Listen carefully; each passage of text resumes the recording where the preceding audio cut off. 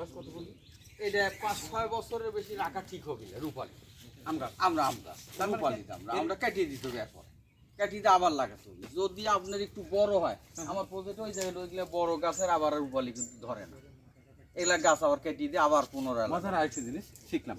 তার মানে আম্রপালি এই গাছটা যখন 6 বছর পার হয়ে যাবে কেটে আবার ভালো হয়। আবার লাগালে ভালো, মানে লাগা এই করতেই হবে, না হলে আম হবে না। এটা আম্রপালি। হ্যাঁ রূপালী।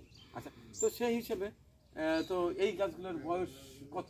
ওই তো ওই 6 বছর পার হচ্ছে, আমরা এখন চেষ্টা করতেছি এগুলা গাছের আমরা পরিপ্রেক্ষিতে আবার গাছ তৈরি করতেছি, সেই প্রজেক্টটাও দেখাবো। আমরা গাছ তৈরি করে রাখছি। এই গাছে তো আমি পর্যাপ্ত পরিমাণ আম দেখতে না, আম আছে কিন্তু দেখা গেল আমরা প্রস্তুতি নিচ্ছি, আবার ফাঁকা করে দিতে হবে। রূপালী গাছ দেখবেন বিভিন্ন জায়গায় বাগান করতেছে, দেখবেন ছোট কালে আম হয়, বড় হলে কিন্তু হয় না। এখন আবার তাহলে কুরিয়ারে নিতে হবে। আজকে ধান আপনার হয়ে গেল কোনটার কথা বললেন যেন?